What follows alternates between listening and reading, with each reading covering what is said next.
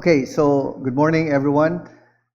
And this will be the last installment of a three-part series na inumpisahan natin regarding doctrine of sin in soul care. Perhaps this is a crash course, as simple as possible, to help us or to guide or aid us. Inumpisahan natin to sa ating serye by defining sin and its nature. Doon tayo nag-umpisa dahil kailangan maintindihan natin, malinaw sa atin, ano ba ang punot dulo, ano ba yung issue of kasalanan, at ano yung its nature and where does it really start or begin with. So, it is in the heart. And yung pangalawang lesson natin ay the exposing of sin. To understand how sin is revealed in counseling so that true repentance begins. So, yun yung first two lessons. And for our third lesson, ang tawag natin diyan is the treatment of sin. So, hindi naman natin tinuturing ang sin na isang disease na we treat it, usually that's how we use it. We treat it like a disease, but that's not the point.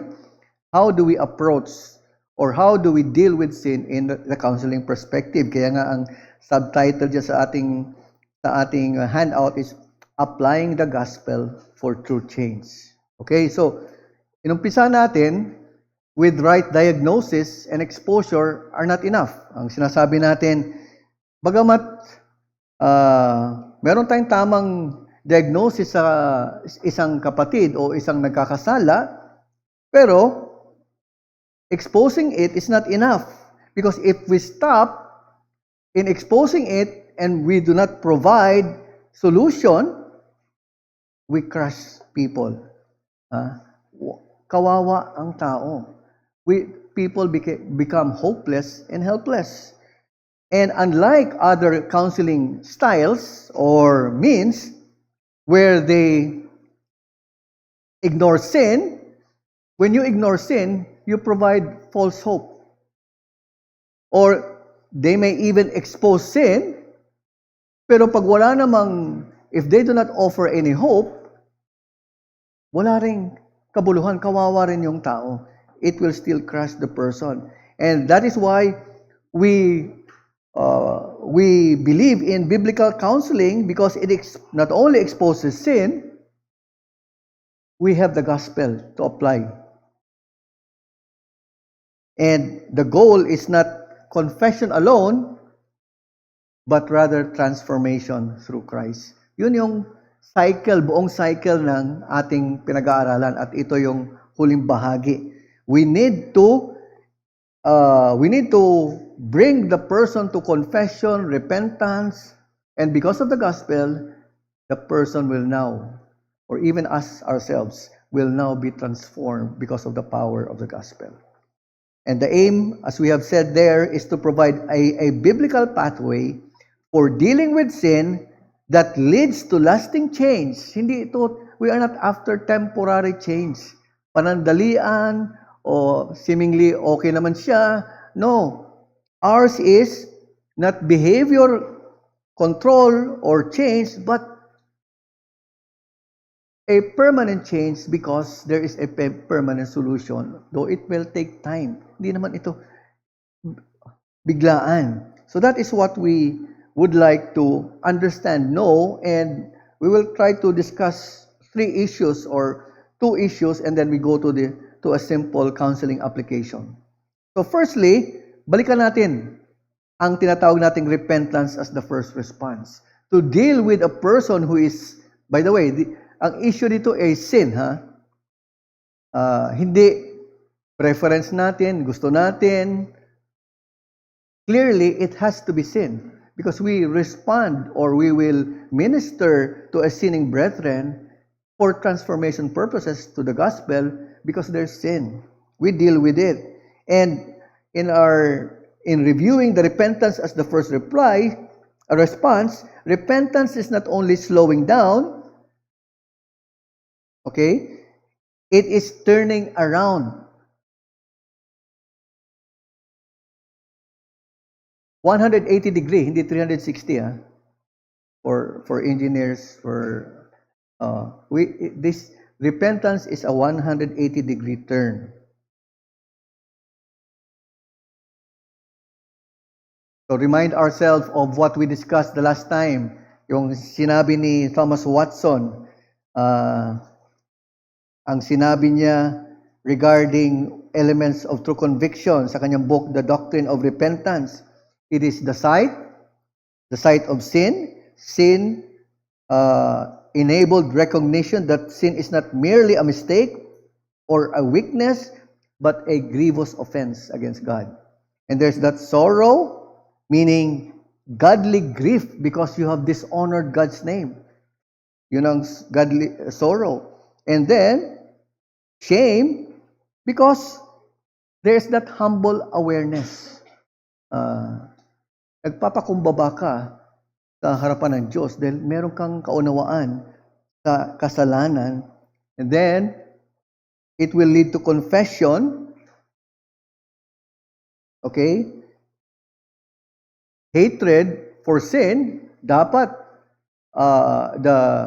the significance or the real understanding sa pagkaunawaan mo ng kasalanan ay magkaroon ka ng pagkamuhi, galit sa kasalanan.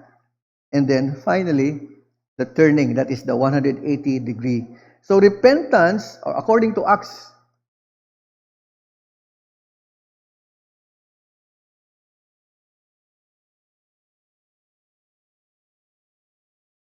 anyway, wala. We can find that in Acts 3:19.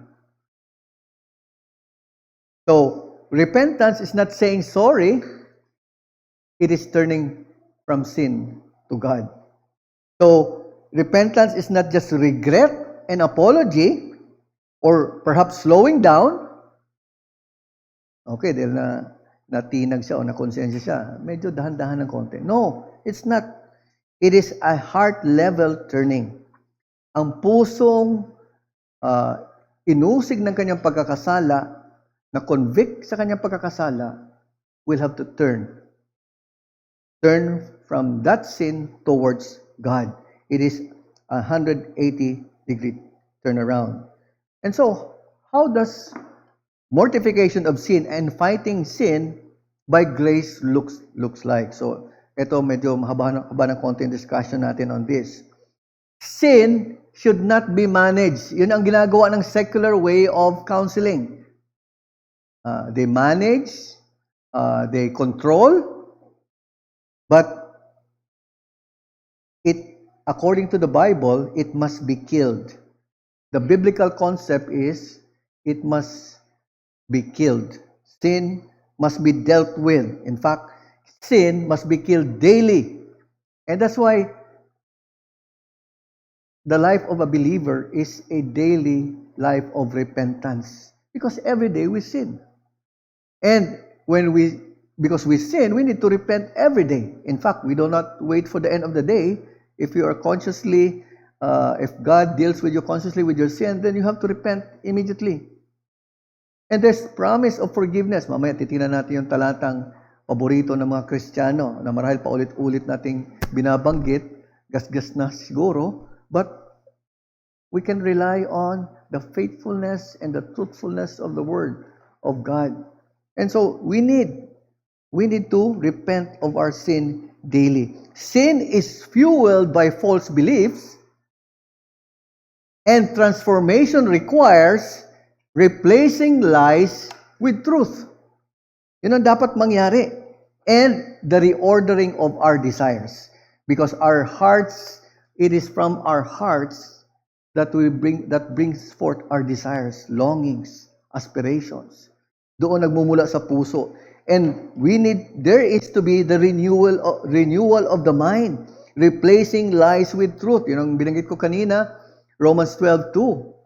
The renewal of the mind of a believer because of the gospel. And so,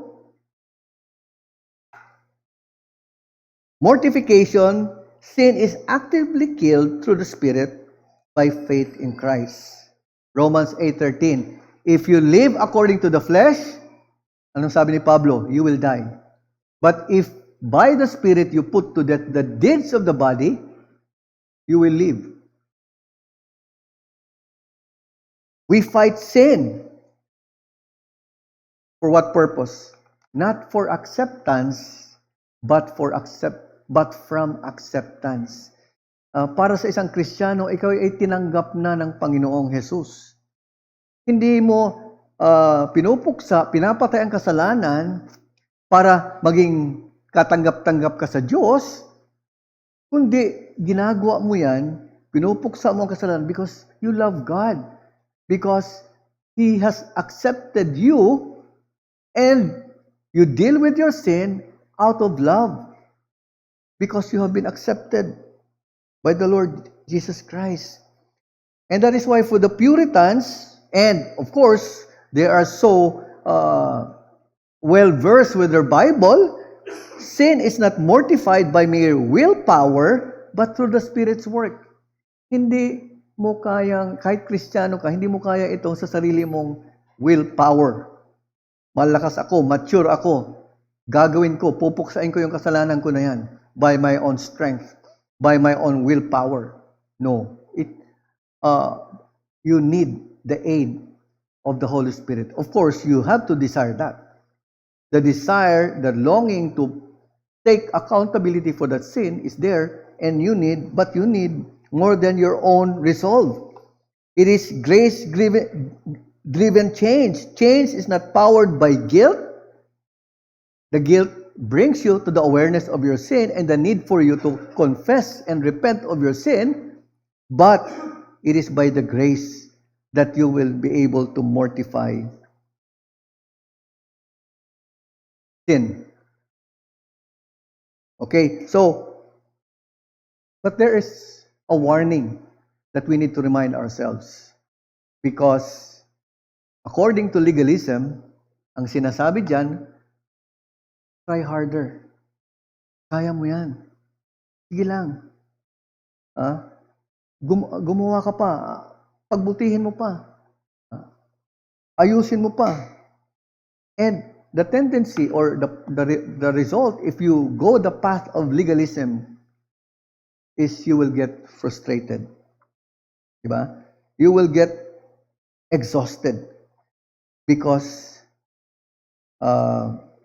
there will be no real heart change. Only external changes.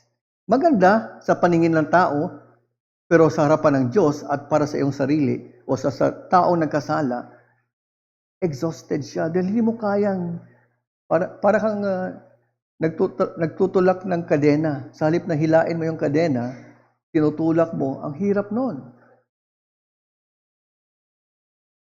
And so, what does secularism say? Secularism, accept yourself. Yun yung kanilang mga mantra. Yun ang kanilang mga sinasabi. Pang-akit, pagbigay ng pag-asa. Secular is self-acceptance. It produces stagnation. And it even leaves people enslaved by their sin. Yan ang nangyayari. And so, how does the gospel help us deal with it? The gospel, it says, be transformed in Christ. Not by your own resolve alone, but because of Christ. There is hope. And so, if that is how we need to deal with sin, mortify it, deal with it, kill it, seriously deal with it, ano yung means? Diba? God did not leave us on our own. God provided the means, ang tawag natin dyan, means of grace, because those means are how the grace of God flows in order for us to deal with sin issues. And first, of course, is prayer, daily prayer. According to Matthew 26:41, watch and pray that you may not enter into temptation. The spirit is indeed willing, but the flesh is weak. And so, prayer acknowledges weakness, dependence, and need for divine help. We pray because we need help. We seek the power that is not ours. We seek the blessing from the God who enables His people. We seek help and plead on our knees. And according to Thomas Watson, prayer is the golden key that opens heaven. Diba? Yun yung gintong susi kung saan dumadaloy.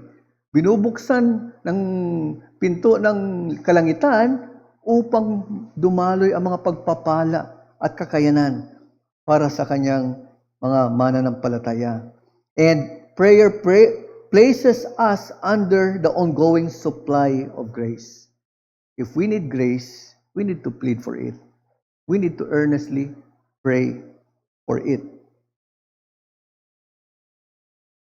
Second is, of course, the Word of God. Diba? According to the psalmist in Psalm 119 verse 11, I have stored your word in my heart that I might not sin against you. Kung wala kang salita ng Panginoon sa puso mo, anong panangga mo sa kasalanan? Knowledge of the Word enables you to deal with sin. Because alam mo ang katotohanan, then you know what is sinful and not, and you will be dealing with your own conscience, with your own mind, because you have the Word of God stored in you. As Owen says, set faith at work on Christ for the killing of sin. Look to Christ, to the promises of Scriptures, because that is where we find hope. In fact, according to Isaiah 41 verse 10, fear not, this is an example, no? Fear not, I am with you. Be not dismayed, for I am your God. I will strengthen you, I will help you, I will uphold you with my righteous hand. Anong sinasabi diyan? Over time, when one meditates on it, fear weakens. Diba? Paano mo mapapagtagumpayan? Halimbawa, yung takot na sinasabi diyan sa Isaiah 41. When you continually meditate on the truth of Scriptures for yourself, it will weaken. And thus, faith strengthens, and that sinful tendency is mortified through truth. Meditation is important because the more you absorb of the truth of God through your reading of the Word, meditating on the Word, through the preaching of the Word, and whatever access or means you have to feed your soul with the Word, it fights whatever sin, issues, struggles that you have. And that is why we need the Word of God to strengthen our faith, to fight the minsan yung takot natin, we are hostage because of whatever fear it is that maybe has happened in the past. But the more you think of the Lord, sabi niyan, fear not, for I am with you, it takes away that fear as you ponder upon the Word. And another means of grace is what we call corporate worship. That is what we do every Lord's Day when God's people gather to worship the Lord. Hebrews 10:24-25 encourages us, and let us consider how to stir up one another to love and good works, not neglecting to meet together, yun ang pagtitipon, as is the habit of some, but encouraging one another, and all the more as you see the day drawing near. So that is the reminder of Hebrews. The gathered church confronts self-deception, encourages holiness, reminds believers of eternal realities.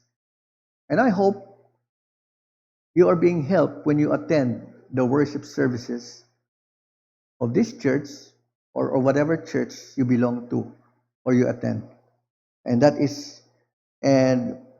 because if you are not a member of a local church, which is the design of God, meron tayong reminder dyan. Many sins flourish in isolation.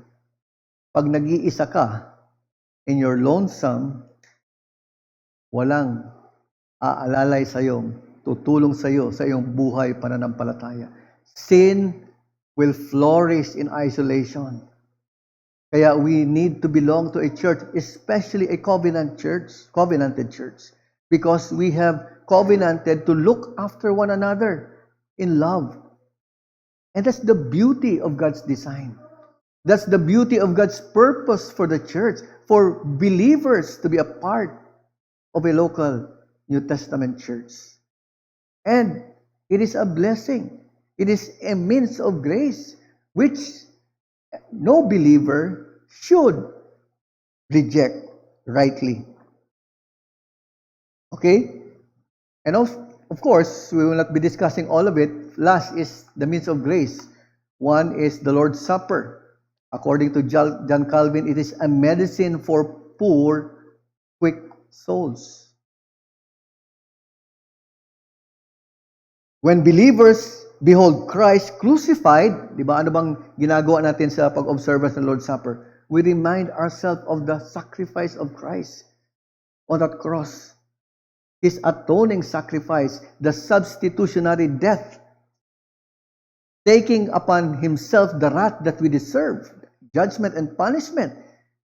And on the other way around, we have the righteousness of Christ for us. And so, when we behold Christ crucified, sinful desires lose some of their attractiveness. Yun ang purpose ng preparation for the Lord's Supper. And I hope we are doing reflection when we do our Lord's Supper, because you remind yourself that sin has to be dealt with. And it has been dealt with by Christ on the cross. So, you can be assured of forgiveness. And so, we need to remind ourselves, or when we approach the table, the Lord's table or the Lord's Supper, it is a reminder for us of what Christ did. And it should trigger in us confession of sin, repentance on a regular basis. And finally, yung tinatawag nating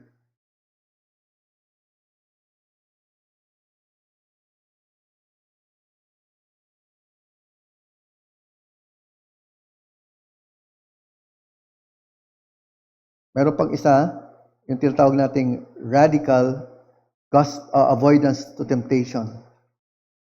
Okay? Now, how is grace extended to the means of grace? It is not automatic. It does not automatically produce holiness. Rather, it is by the work, ordinarily by the work of the Holy Spirit to the Word. And John Owen says, all holy ways and means are appointed by God for this end, that we may be strengthened against sin. Yun ang paalala ni John Owen. The means do not replace grace. They are channels which grace flows. Daluyan ng biyaya ng Diyos para sa isang mananampalataya, para sa isang Kristiyano. And so, we fight sin not to earn God's love, but because we already have it in Christ. Ang pag-ibig ay napakagandang motivation. Because, di ba, Christ loved us first before we love Him. No one can say that he loved Christ and sought Christ.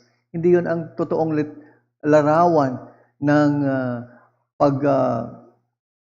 pagkilala natin sa Panginoong Hesus. All of us were running away from God, finding or looking for other means to worship the so-called God. But God caught us up while we were running away and brought us back to His fold by His grace. So we do not fight sin because we want to earn God's love. No. We will already beneficiaries. Kung Kristiyano ka, beneficiary ka na ng pag-ibig ng Diyos dahil sa ginawa ni Kristo sa krus. And that's why you fight sin, because you love Christ. If you uphold the doctrine of sin, you preserve the glory of grace. Notice Titus 2:11 and 12. For the grace of God has appeared, bringing salvation for all people, the sacrifice of Christ, training us to renounce ungodliness and worldly passions, and to live self-controlled, upright, and godly lives in the present age. Notice there, grace not only forgives, grace trains, it teaches, and finally, it transforms. Biyaya ng Diyos yan. Kapangyarihan yan. Of course, we actively take part in that work, but the power, the strength, the enabling comes from God Himself. That is why radical avoidance to temptation, according to Matthew 5:29 to 30, tells us, if your right eye causes you to sin, tear it out, throw it away, for it is better that you lose one of your members than your whole body be thrown into hell. Hindi yan literal, ha? If your right hand causes you to sin, cut it off and throw it away. For it is better that you lose one of your members than that your whole body go to hell.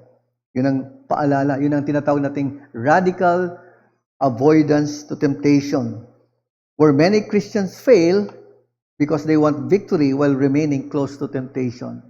May mga nagtatanong, how close can we get to the cliff para hindi ako mahulog sa pagkakasala?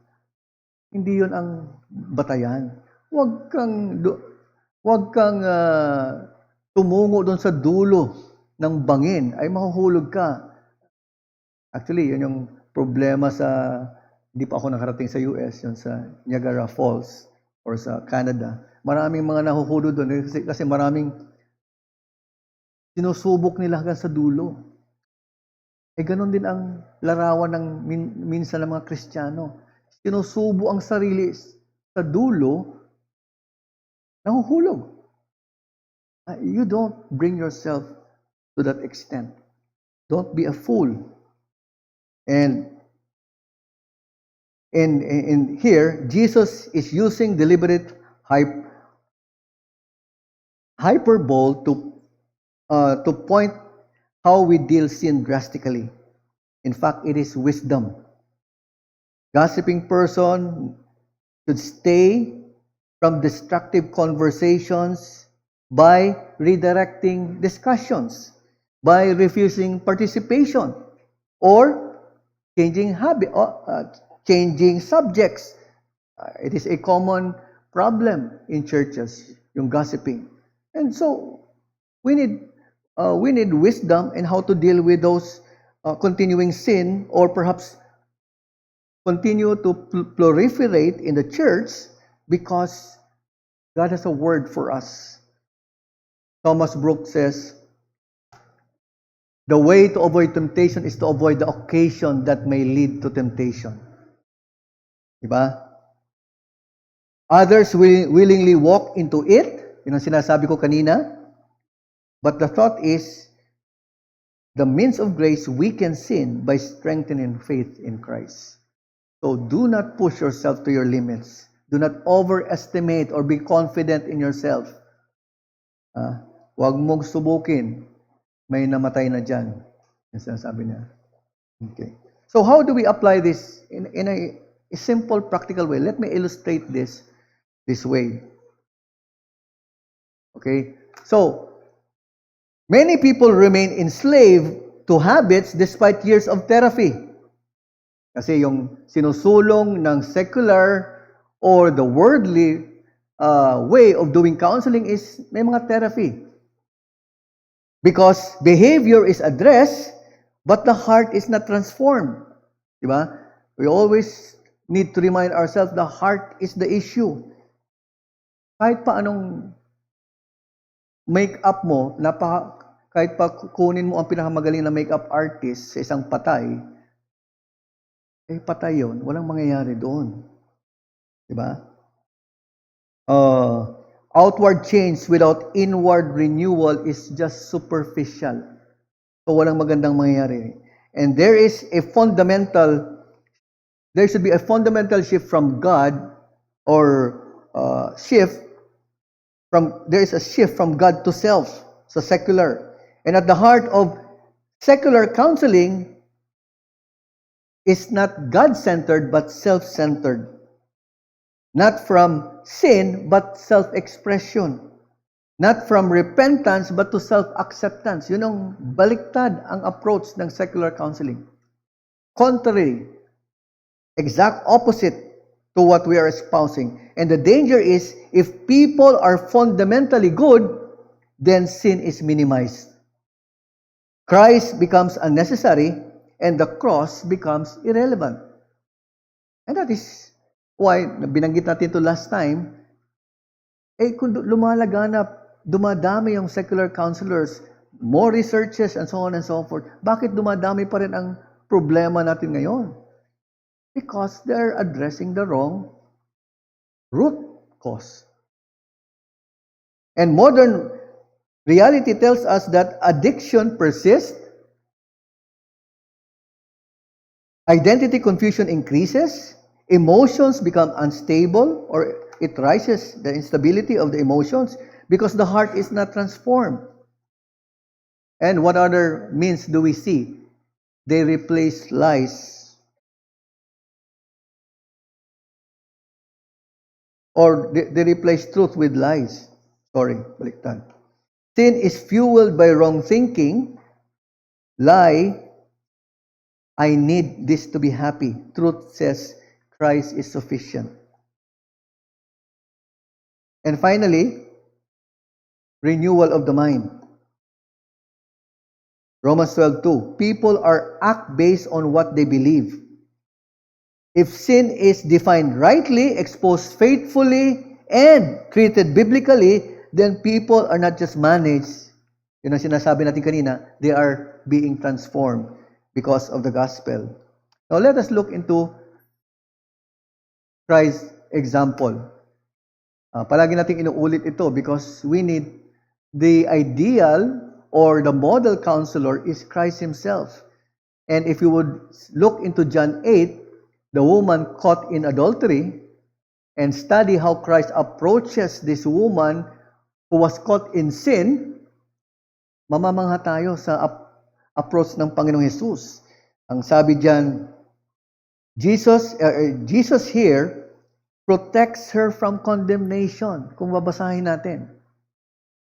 But also commands him or her, go and sin no more. In John 8:11.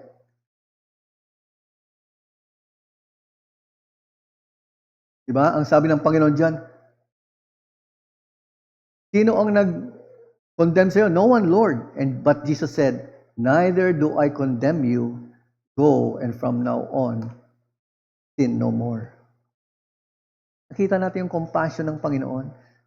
The kindness, the compassion, the mercy of God before a sinful person. And we find here a perfect balance. Okay? No condemnation, grace, but no compromise because there's the truth. Balanse ang Panginoong Jesus pag nagka-counsel. And that is something that we need to emulate. That is something that we need to encourage ourselves to follow. The kind of approach, the kind of demeanor, the kind of attitude that Christ Himself models, not only before His disciples, but even for us. So let us look into one specific situation. Case study. Tawagin natin, itago natin sa pangalang David. He struggles with pornography. He feels trapped in shame because of the secret sinful addiction which we call pornography. And how do we distinguish between the secular and the biblical way of doing it? The secular way, ito yung usual na ina-advise nila, dapat baguhin. There should be that behavior modification ng isang tao, lalaki man yan o babae. In fact, I looked into a statistics for RCM. In the Philippines, according to statistics, more women are into pornography. Mas 64%, usually ito online or sa mga online social media things, more women are rather than men. Kaya nakakapagtaka. But that is the data according to statistics being brought out before us. Now, ang sinasabi pa nila, reduce triggers or exposure to triggers. Kung ano yung magti-trigger sa'yo to fall into that sin, then i-reduce mo yung... Practically, it's helpful, but that is not what is the ultimate need. And perhaps you reduce stress, secular self-acceptance, but these things produce stagnation. But how should we approach this biblically?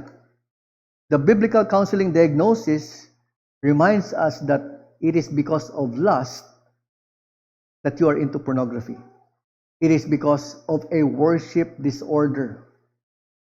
Diba? Ang sinasamba mo ang sarili, hindi ang tunay na Diyos. It is a worship disorder and idolatry, and there is shame through the gospel. That is how we should diagnose it. That's why we need to teach that your identity as a believer is in Christ. And that is why you need active repentance every time you fall into that sin. Or you should turn away from that sin. And the counseling steps usually goes like this. Confession. Diba? Sinabi na natin kanina, repentance or the steps or the ways or to conviction is you need to acknowledge that it is sin. You need to confess your sin. Ano ang sabi ng 1 John 1:9?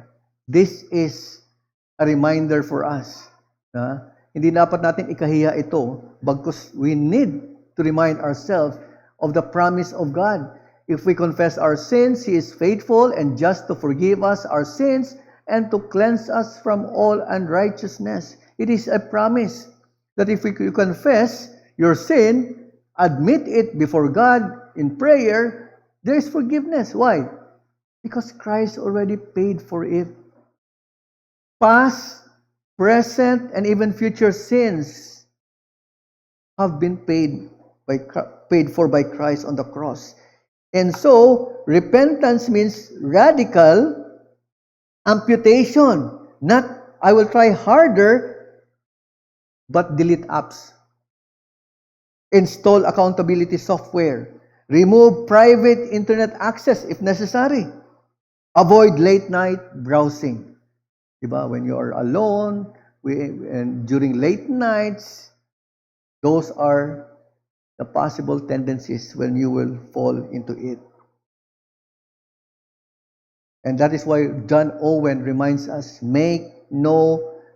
refuse to make provisions for the flesh. And accountability. If you need someone, your pastor, or an older brethren who can help you, so be it. Encourage accountability and church involvement. Again, renewal of the mind, replacing sin with righteousness so that you cultivate habits of righteousness in order for you to deal with that sin. And this is one key truth that we need to understand. Behavior change without heart change leads to temporal relief, not freedom. Diba? Huwag kang masiyahan sa pagbabago lang ng iyong external behavior. Don't be deceived. It is what we can possibly see dahil hindi naman natin alam ng puso ng tao. We see the evidence of a changed heart through the external behavior.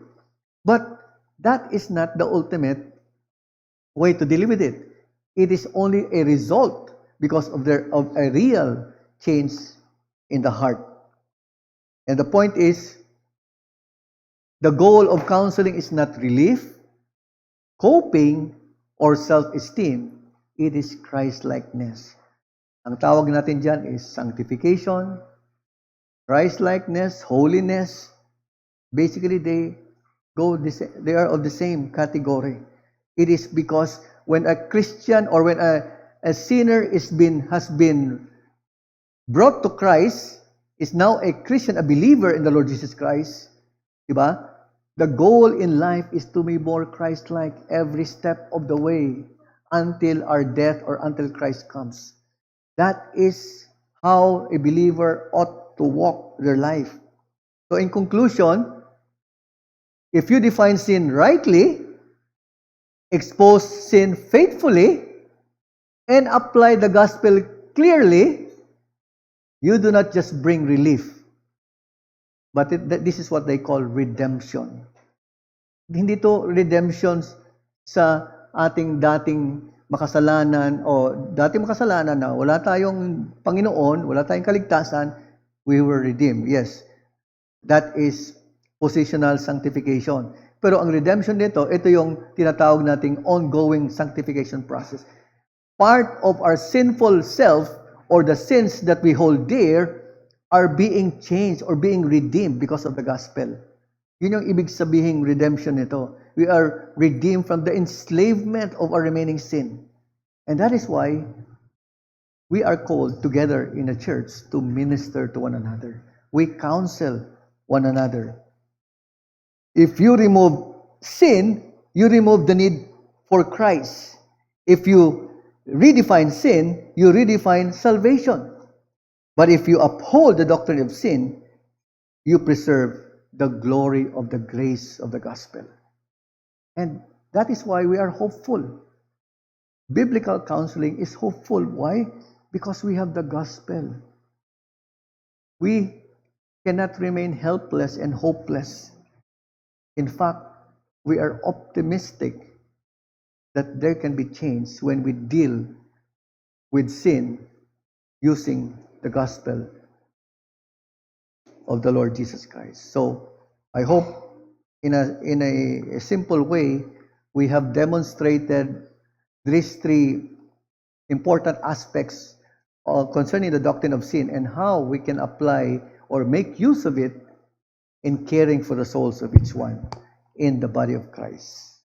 So, any question, any testimony, or perhaps anything, any observations that you have, please do so. Sister Jean. Thank you, Pastor Jun, for the lesson again. I have two reflections, maybe. Can think it that way. Parang preaching points. 2 points. First, the woman who was caught in adultery in John 8. Is it a situation of counseling for Christ, or is it a situation of evangelism? Is giving the good news, forgiveness of sins. So that's the first. Kasi yung counseling to believers, it would lead to helping the person to mortify. If it's counseling to unbelievers, it would lead to the person to the good news of salvation and regenerated life, a converted life. So I was thinking, that's the first, dun sa case ng woman with caught in adultery. And then yung second question, yung napaisip lang ako bilang pinakamatanda dito sa simbahan. I mean, as a member, not the age, but as a member of the church. During our Puritan days, I would call that the golden days, our Puritan days, bata pa kami doon. Just graduated, or some of us might still be the students at a time, yung collective nature of mortification. Because we're sisters, brethren in Christ, you don't deal by yourself yung pag-mortify ng sin. Yung before the Lord's Supper, we would make sure that we have settled different conflict. Or before worship, for instance, before worship, because we were living in one apartment, we would already prepare the night before and talk about the sins that enslave us, that make us not walk faithfully. So, yung Puritan days, I would always go back to that and thank the Lord for having that period. But of course, the grace of God, di naman nag-change yan. Even now, it's just that siguro we were young and we were in one place and we call ourselves the Puritan Baptist Church at the time. And yung talagang yung the effort for mortification, it's a daily kind of thing for us as church mates. Sige. Lang, Sige, Pastor. thank you for sharing those thoughts, those information to all of us. Una-una, of course, like what I've said, for unbelievers, counseling, it is a form of counseling when you also evangelize. Kasi even when I talk to someone and give my inputs to that person, it is practically called counseling in a way. When we give advices or suggestions or whatever, it is technically counseling in its sense. But I agree, tama yun. When Jesus Christ counseled or dealt with this woman, he was dealing as the Lord and Savior before this sinful person, not condemning the person. Kaya I emphasize na mamamangha tayo sa attitude ng ating Panginoong Jesus. Here was God-man, sinless, yet compassionate upon the sinner. And many times, we are guilty of the way we deal with the sins of others. We make judgment, serious accusation, and who are we to judge the heart, the motive of the motive and the heart of the person before us? Unless you are sure, caught in the act, siyempre, wala ka na magagawa doon. But that is how Christ dealt with this woman to bring her to the conviction of her sin.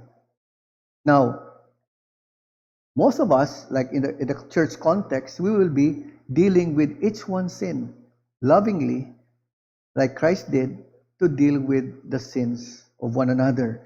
And I think maganda yung na-share mo during those younger days, because as students, you normally, iba yung bond ninyo. You're on the same level.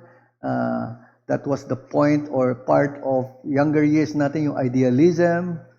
And when you were so engrossed and in love with the gospel, with the truth, the principles that you were taught, and you were eagerly applying it daily. And in fact, it is something that we need to do every generation. Nagkataon lang na, siyempre, magkakaiba na tayo, nagkakapamilya na tayo. Siguro we are not that familiar with one another. That's why tayo nangingimi na mag-share or even minister to one another. And there is no stopping for the church to do that. Ang hindrance is when we do not know each other quite well. Or perhaps for others, takot sila maging vulnerable. Okay, so kaya merong mga ganong hindrances. But it is part of our, as brethren, we need to know each other better.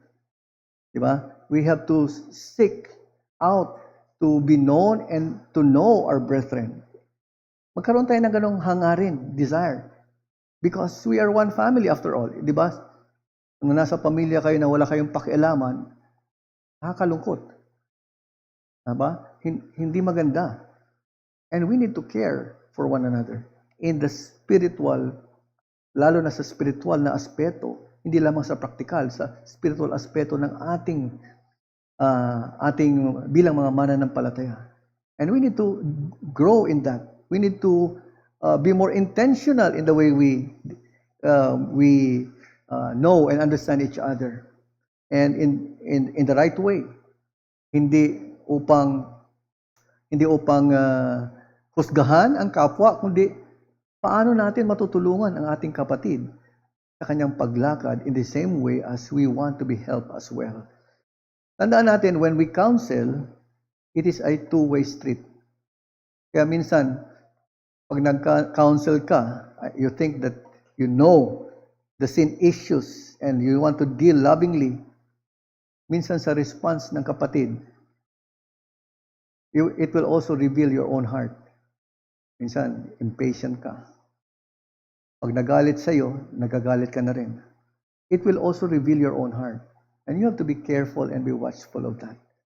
Because you need to pray for yourself as well as you pray for the brethren that you want to reach out for the gospel. So thank you for that reminder. And I hope we can grow into that. Of course, medyo mahirap, may challenge in our present setup. But that should be the right way. And kung naalala nyo, yung pinag-aralan natin yung Lord's Supper, may mga implications yon practically, yung mga thoughts na yon na inaral natin. So, repentance, you deal with, it reminds you of, meron akong sama ng loob sa kapatid ko, then I need to reconcile with my brother or my sister because I will face Christ, or I will be reminded of what Christ did for me. And there is grace available so that together we will grow in our spiritual life. Tita Emma? Thank you, Pastor, talaga dun sa series. It's very important. And masasabi ko nga, it's easier said than done. Kasi, ang nagiging problem with churches is when, we know that a healthy church should exercise church discipline. That's one of the healthy signs of a healthy church, no? Pero kung minsan kasi nagkakaroon ng miscarriage of the church discipline. Ewan ko kung ngayon dapat pag-usapan, related lang kasi dun sa dun sa topic, which is also, I think, part of what we're seeing right now sa church, no? I remember listening to John Piper. John Piper, nagpastor siya na 33 years in Bethlehem Church. But one of his greatest heartache was when there was a disciplinary action against the worship leader and a member of the worship team na nagkaroon yata ng affair. And it caused division in the church, no? So talagang, if there's any church discipline, may potential na people will be polarized, will side with those who they think was right or was in the wrong. So may ganon. And I think ito yung pinakaumpisa identifying the sin. Kasi even if you point out the sin, pero the person being confronted doesn't acknowledge na sin yun, doon pa lang first steps pa lang ng church discipline may potential na to be miscarried. So, being an onlooker now of what's happening, siguro some people were so impatient. Okay, so alis na lang kami rather than go through the process. It's going to be pointless. So, now knowing all of this in theory, we have so much theory, Pastor. Pero sabi ko, saan ba yan nagagamit? Talaga, ano ba yung mga practical na niyan? We should be learning from past experiences of there was something went wrong. Bakit naging ganun yung church discipline na nangyari? So, how are are we learning also from how we carry this out? Kasi sabi ko nga, I'm very interested in biblical counseling, pero ang hirap pala talaga niyang i-apply. Kasi first of all, you are a sinner, and now you are correcting another sinner. So, tatahimik na lang ako, ayoko na lang i-point out siya. So, where do we draw the line so that the holiness, the purity of the church is preserved, and the onlookers like us who are regular members will not fall into the cracks? Kasi talaga, I'm grieved by what happened. And I may not see the whole picture yet, pero siguro mamaya ma-explain Pero Sige yun, po. Pastor, my heart is Yeah. grieved. And while we are taking this up, theories, so many theories already, how do we put all of this into practice? Okay. Thank you po for sharing that thought. Let us be realistic of the situation. Diba?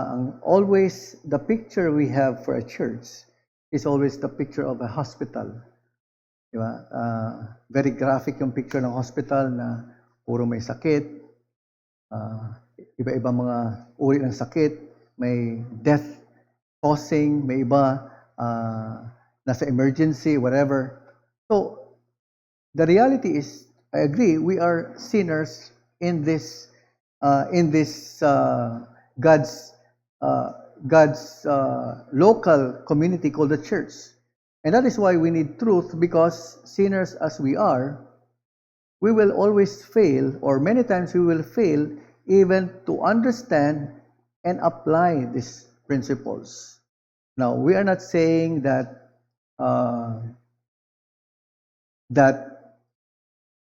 there is sin or there is sin or whatnot in a specific situation. That is why we need to clearly understand if there is really a sin for that matter.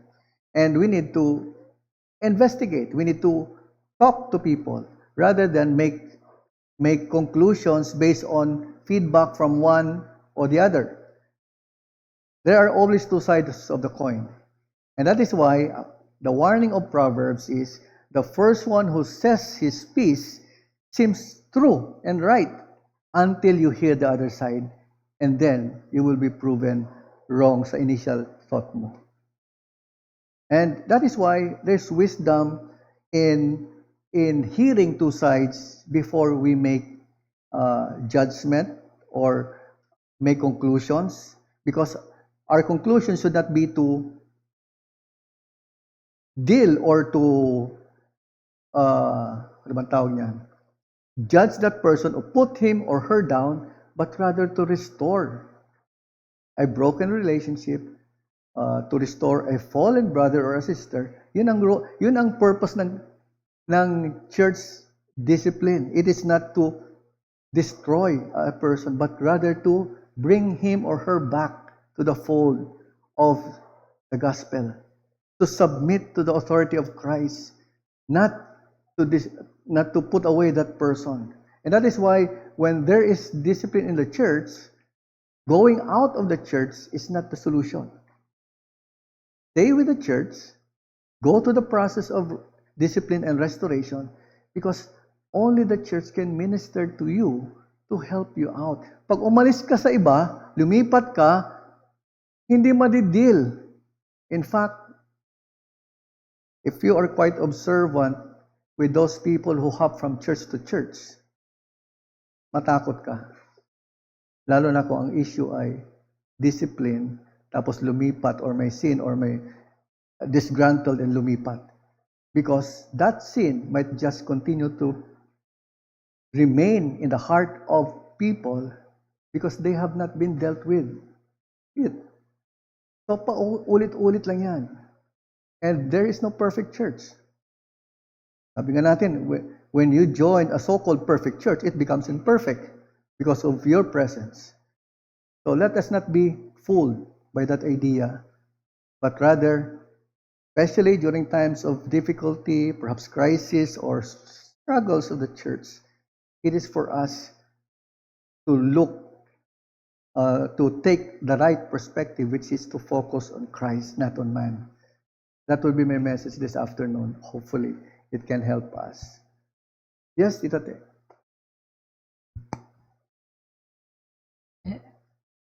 Hello. Ako na naman. Anyway, naano lang ako, na-touch lang ako nung example na nakita ko kanina. Kasi yun ang tinitignan ko hindi yung mga kasalanan ng mga Kristiyano. Kundi yung example na nagmamagnify ng kagandahan ni Jesus. So, nakita ko siya. Kung nandito man siya, ay hindi ito pa, hindi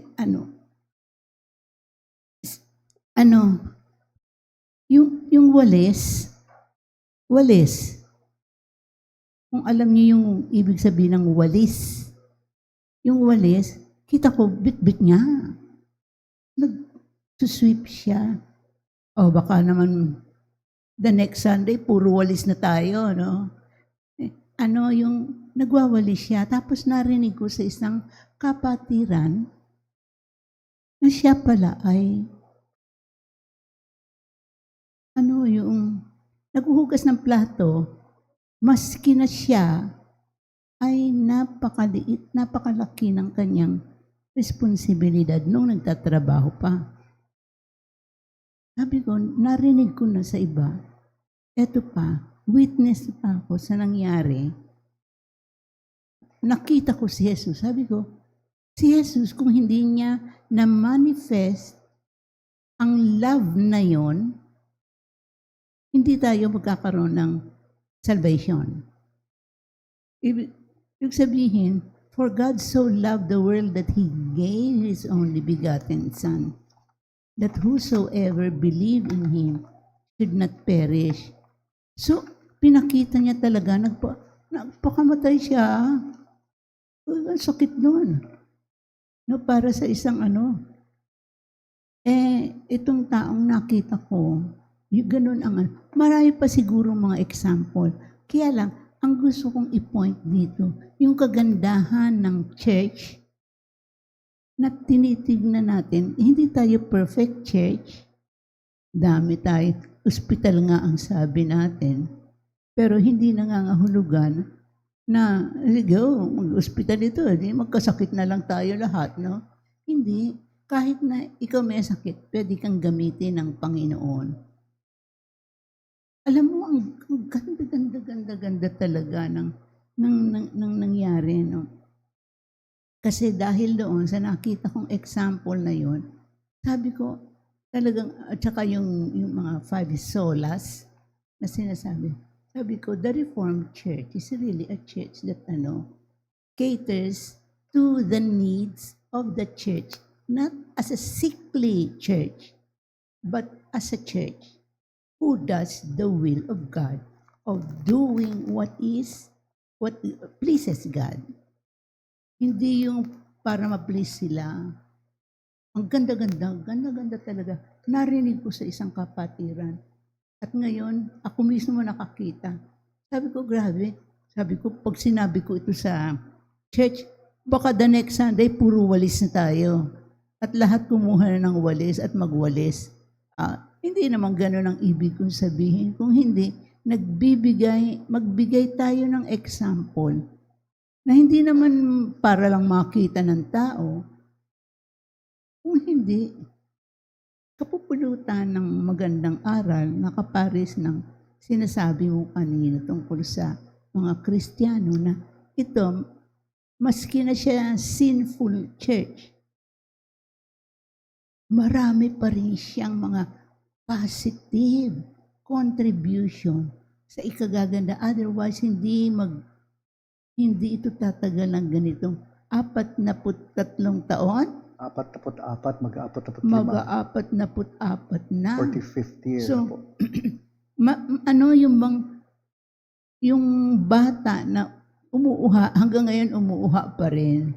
So, hindi siya yung At saka yung mga jokes, I love jokes, really. Yung mga jokes na gano'n, huwag yung puro problema. Kasi punong-puno na tayo ng problema natin. Kaya iwasan na natin yung mga problema na pag-uusapan. Ngayon, kung merong, alam kong wala namang masama sa ginagawa ng na pinag-uusapan ka, ganito. There was nothing wrong with that. Ang hindi lang maganda, hindi nagiging productive na imbis na magamit ng Panginoon yung kanyang sarili at ang kanyang ay hindi nagagamit kasi puro kabwebs ang laman ng ng utak, ganito. Tsaka puro negative things, puro pasensya. Alam mo kung ilang pasensya na ako nagbigay ng noong nakita yung baby talagang nakaka-irritate sa akin. Pero ngayon, sounds of music. You see how the Lord really. Yeah. Tama po. Hindi ako nagrereklamo ako sa Panginoon, pero hindi ako nagrereklamo sa inyo kasi madadagdagan ang inyong problema. Kaya ayaw ko ang dagdagan natin yung biruan. Ang dami naman biruan na magaganda diyan na at saka yung mga bagay na talaga nakakatuwa, nakaka-edify ng church. Yun lang ang aking maiko-contribute. Sige po. Maraming salamat, Tita Te. Well, kaya natin nagpapaalala tayo sa example ni Jesus Christ. Diba ang sinabi ng Panginoon, I came here to serve and not be served. So when we look to scriptures, He models to us, diba, the humility, the kind of service that we ought to emulate sa biyaya ng Panginoon. Kasi kung hahanapin natin yun sa iba at hindi tayo mag-umpisa sa ating sarili, baka naman madismaya rin tayo. Because we all have different levels of maturity, sensitivity, and regard for others. And that's where we minister to one another based on the graces that God provides for us. He gives us gifts, graces, so that we can spot areas or issues with the brethren where we can be of service to them, where we can minister to them, rather than judge them. So yun yung larawan. Lahat tayo ginagamot dahil lahat tayo may mga natitirang mga kasalanan at kailangan natin ang bawat isa ayon sa pamantayan ng salita ng Diyos paano gagawin. Gampanan natin yon, and it will be an edifying experience, not a destructive experience sa bawat isa sa atin. Yun yung beauty when we apply scriptures. That's why we need, I understand, Ate Emma's point a while ago, that's why we need reminders. Diba? Kung titinan mo sa scriptures, maraming paulit-ulit na mga bagay na tinuturo. Why? Because it is easy for us to learn and understand them initially, pero sa kalaunan, nakakalimutan natin. In fact, hindi nga natin kayang i-apply sa sarili natin. How can we demand it from others? So, yung sinasabi niyo po kanina, biyaya ng Panginoon na kumikilos sa atin dahil sa kanyang salita, natututo tayong maging mapaghinuhod, matyaga sa kapwa, anuman yung ating mga kanya-kanyang mga kabigatan o mga kahirapan dahil sa ating natitirang mga pagkakasala. One last point. Yeah. May question po online. Thank you for the lesson, Pastor June. I work in the gaming industry and it is common that women are clothed scantily, cosplay, and it is accepted because of the gaming culture. Is this sin? And if yes, how do we help, or how will Jesus help them without coming off as invasive/condescending? Thank you. Ano yung first part? I work in the gaming industry and it is common that women are scantily clothed or cosplay kasi po. So, it is accepted because of the gaming culture. But how is it sin So, and ibig how do we sabihin, help? In the workplace, yun yung attire ng mga women. May section po of that industry where they wear scantily clothed. Okay. Again, the heart of the matter is the issue of the heart. Ganon ang kanilang pananamit, exposing perhaps the sensitive parts of their body because that's the kind of mind that they have. That's the kind of heart condition they have. Instead of judging, una-una, demonstrate, live the kind of life that you ought to live based on the Word of God. Demonstrate it in your own life. And if you have the opportunity, minister to them. Tulad ng binanggit kanina ni Sister Dean, the way the Lord Jesus Christ did. Minister to the soul of those people because they may change their outward appearance, clothing. Kung walang pagbabago sa puso, hindi rin yun forever. Diba? Fleeting lang yun. Temporary lang yun. What sinners need is the gospel because we need a changed heart. We need the change in our heart because of our sin in Adam. And if you know for a fact that is the solution or that is the answer to man's as a sinner, then you have a duty. You have a duty to pray first, and opportunity. If opportunity provides for you, then minister the gospel in a respectful, not in a way na you will ram your convictions upon them insensitively. So be gentle, be wise, be compassionate like Christ, rather than be judgmental and harsh as many do to the detriment of the gospel. Nadudungisan pa nga.